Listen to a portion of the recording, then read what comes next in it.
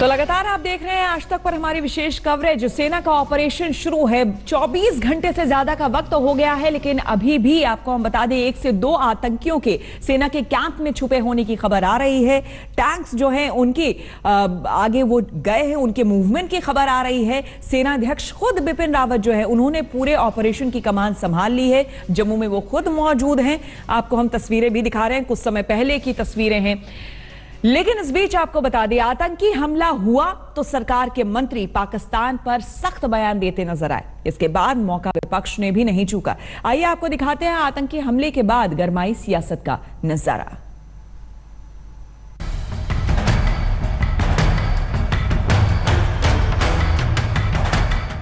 Jammu Pathankot highway पर Sunjuwan army camp में आतंकी हमला हुआ तो देश की सियासत भी गर्म हो गई। सरकार तयशुदा अंदाज में पाकिस्तान और आतंकवादियों पर बरसने लगी तो विपक्ष भी पाकिस्तान और आतंक के बहाने सरकार पर गरजने लगा। केंद्रीय मंत्री स्मृति ईरानी ने तो आतंकी हमले के बारे में सवाल करते ही सर्जिकल स्ट्राइक को याद करना शुरू कर दिया। You can change your friends, but you can never change your neighbors, can you? We are as a country today confident enough to have a surgical strike and let the world speak about our power. उधर देश के गृह मंत्री राजनाथ सिंह ने जनता को आश्वस्त रहने को कहा है तो केंद्रीय गृह राज्य मंत्री हंसराज अहीर ने छोड़ेंगे नहीं का राग अलापा है। केंद्रीय मंत्री गिरिराज सिंह ने पाकिस्तान को लतखोर करार दिया तो दूसरे केंद्रीय मंत्री राव इंद्रजीत ने ऐलान कर दिया कि उनकी सरकार आतंकवाद के खिलाफ अब तक का सबसे कड़ा रुख रखने वाली सरकार है। आश्वस्त रहिए। हमारे सेना और सिक्योरिटी फोर्सेस के तमाम बखूबी जो है जो जिस काम को अंजाम देना चाहिए वो दे रहे हैं, अपनी जिम्मेदारी का निर्वाह कर रहे हैं और कभी भारतवासियों का मस्तक को झुकने नहीं देंगे। ये आतंकी है, एक चोरी छुपे आ जाते हैं, घुसपैठ करते हैं, इनकी कोई दिशा नहीं होती है। ये समाज में किसी भी वर्ग के ऊपर में कब क्या हमला करेंगे इसका अंदाज तो नहीं होता। सारी देश जानता है, दुनिया जानती है। ये आतंक से पूरी दुनिया परेशान है। सारी दुनिया इसको समाप्त करने के पीछे लगी है। हम इसको समाप्त करके रहेंगे, ये भी हमारा संकल्प है। जवाब मिलेगा, मुंह तोड़ जवाब हमारे जवान देंगे, छोड़ेंगे नहीं। पाकिस्तान का करतूत ऐसा है जैसे गांव में कहते हैं कि ये लतखोर है, तो पाकिस्तान लतखोर की भूमिका में पाकिस्तान के साथ और पाकिस्तान से भेजे हुए आतंकियों के साथ सबसे कड़ा व्यवहार करने वाली सरकार है। और जब कोई कड़ा व्यवहार करता है तो कोई थोड़ी बहुत उसकी ऑपोजिशन भी होती है परली साइड से। भले ही मंत्री जी कहते रहे कि उनकी सरकार आतंक के खिलाफ सख्त है, पर विपक्ष उनके इस दावे को मानने के लिए तैयार नहीं। आतंकी हमले ने विपक्ष को सरकार पर सवाल उठाने का मौका दे दिया है। सवाल रक्षा विशेषज्ञ भी कर रहे हैं कि आखिर बार बार मिलने वाले खुफिया इनपुट्स के बावजूद हमला होना क्या दर्शाता है। आम लोगों पर हमला करने वाले आतंकी अब सुरक्षा बलों और फिर उनके परिवारों को निशाना बनाने लगे हैं। क्या ऐसे में सरकार के पास इसे रोकने की कोई ठोस रणनीति है या फिर बस बयानबाजी से ही काम चलाया जाएगा? आज तक ब्यूरो। हमारे तमाम मेहमान हमारे साथ बने हुए हैं। सैयद जफर इस्लाम साहब, कई सवाल लोग आपसे जानना चाहते हैं, करना चाहते हैं। ऐसे में सबसे बड़ा सवाल ये कि आखिर कब तक, ठीक है हमने मान लिया कि हमारे सैनिक जो हैं बहुत बहादुर हैं और वो सक्षम है हर चीज करने के लिए, लेकिन कब तक वो सीने पे गोलियां खाते रहेंगे? कब तक परिवार वाले उनके ऐसे ही बिलखते रहेंगे? देखिए श्वेता जी, इस बात को तो आप जुटला नहीं सकते हैं कि पाकिस्तान एक पड़ोसी देश है, बॉर्डर मिला हुआ है और उस तरह का एलओसी नहीं जैसा कि कांग्रेस के प्रवक्ता सुरजेवाला जी समझ रहे थे। उनको पता चलना चाहिए कि उनके टाइम में भी घुसपैठिया आते थे और उसकी वजह थी, चाहे आप बॉर्डर इस तरह का नहीं कि सील कर दिया बॉर्डर तो खत्म हो गया। एक सीधा स्ट्रेट बॉर्डर नहीं है, कहीं कहीं 20-20 किलोमीटर 50-50 किलोमीटर अंदर खाई की तरफ चली जाती है, फिर वापस रोड पे आते हैं। तो उसको इस चीज को रक्षा विशेषज्ञ समझते होंगे, शायद कांग्रेस के प्रवक्ता नहीं, उनको पता नहीं है, मालूमात नहीं है जब उनकी सरकार में नहीं। तो या तो फिर हम ये मान ले या तो फिर हम ये मान ले कि हमारे पास कोई सॉल्यूशन ही नहीं है। आप जिस तरह से बता रहे हैं इसका मतलब कि हमारे पास कोई रास्ता नहीं है।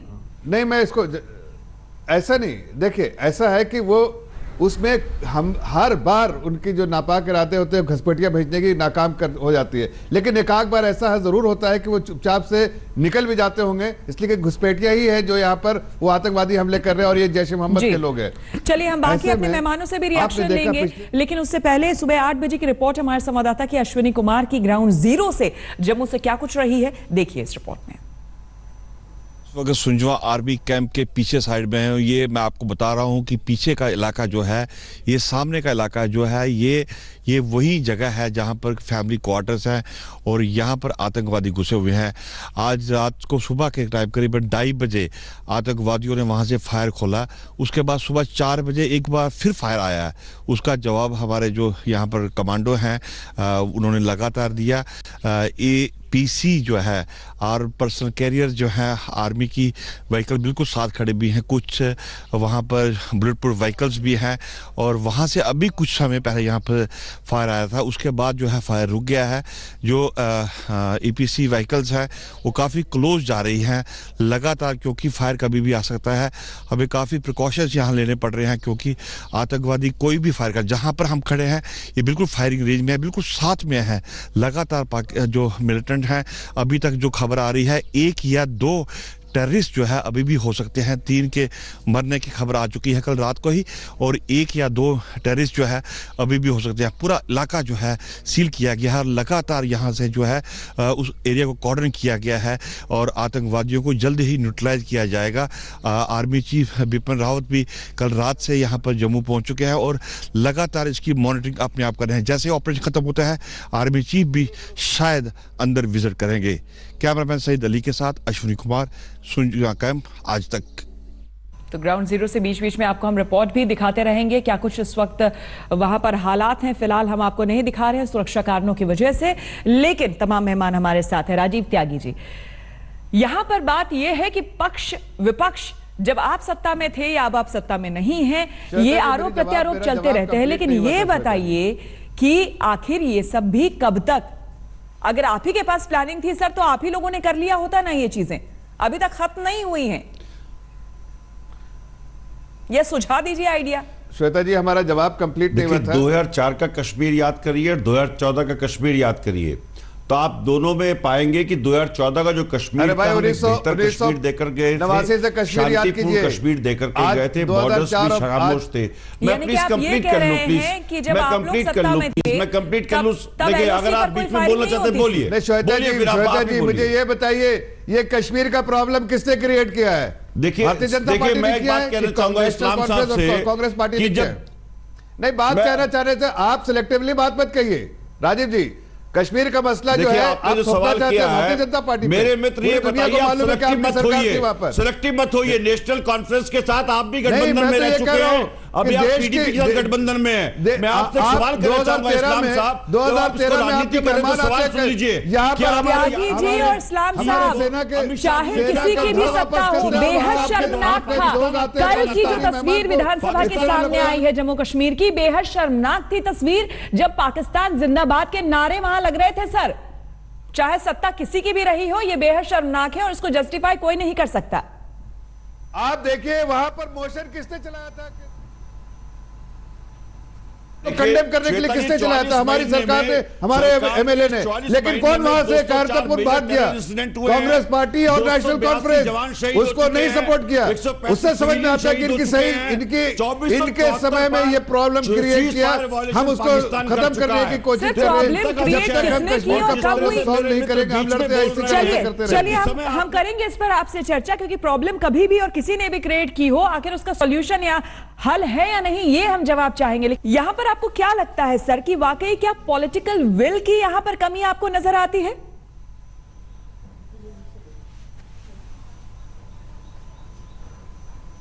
श्वेता, मेरे मुताबिक जो है बहुत बड़े पैमाने पर हमको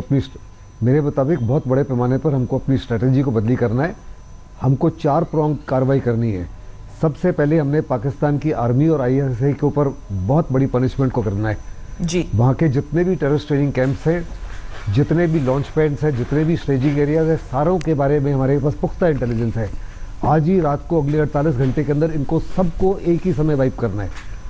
सरकार को दम दिखाना पड़ेगा, वो दम नहीं दिखाया जा रहा। आर्मी के पास हिम्मत है, काबिलियत है, हर प्रकार के वेपन सिस्टम्स है, लेकिन हमने इनको एक ही समय बर्बाद किया। चलिए, हमारे पास सर वक्त की थोड़ी कमी है, इसलिए हम सबसे एक क्विक रिएक्शन छोटा लेना चाहेंगे। यहाँ पर कोमोडोर जीजे सिंह साहब, यहाँ पर आपको क्या लगता है कि अगर आज की डेट की अगर हम बात करें, जिस तरह से पाकिस्तान नापाक हरकत करना उसका जारी है, हमारे तरफ से क्या एक्शन होना चाहिए?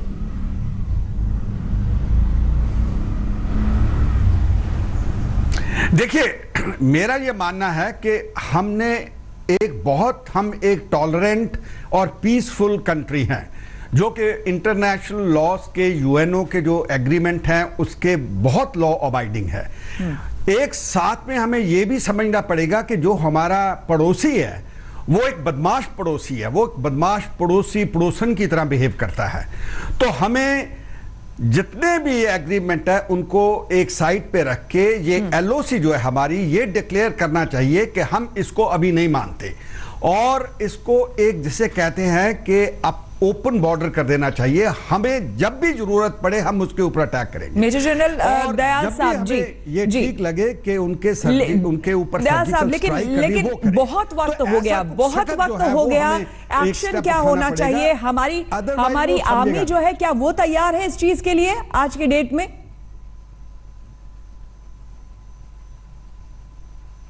श्वेता, देखिए, जो डिफेंस एंड फॉरेन पॉलिसी है वो लॉन्ग टर्म स्ट्रेटजी होती है, उसके साथ ज्यादा टेम्पर और पॉलिटिक्स नहीं खेलनी चाहिए। आपकी जो आर्मी है वो काफी प्रिपेयर्ड है, लेकिन जो सहगल साहब बात कर रहे हैं उस किस्म के एक्शन के लिए मैं समझता हूं हमें 1-2 महीना प्रिपरेशन करनी चाहिए, और एलसी पर जहां कि हम कोई इंटरनेशनल लॉ वायलेट नहीं कर रहे, हमें अपनी पूरी कार्रवाई स्टार्ट करनी चाहिए। पीओके के अंदर हमें इतने घातक प्रहार करने चाहिए कि पीओके लगे दुनिया को कि पीओके अब भारत चलिए, राजीव त्यागी जी, 30 सेकंड हमारे पास है, 30 सेकंड आपके पास है। राजीव त्यागी जी, आपके पास क्या विपक्ष होने के नाते, एक अच्छे विपक्ष होने के नाते कोई आइडिया, कोई सुझाव? देखिए, मैंने बहुत स्पष्ट मैं कह देता हूं श्वेता जी, जो मंत्री साहिबा ने कहा कि हम अपने पड़ोसी नहीं चुन सकते, मैं इस बात से सहमत नहीं हूं। इंदिरा गांधी जी ने नया पड़ोसी बनाया 71 में, बांग्लादेश का गठन करने का काम किया, तो हम पड़ोसी बना तो सकते हैं ना। तो पाकिस्तान के टुकड़े जो हमने किए और टुकड़े किए जा सकते हैं, पहली बात, अगर इच्छा शक्ति हो राजनीतिक रूप से। मुझे नहीं लगता, आप बताएं।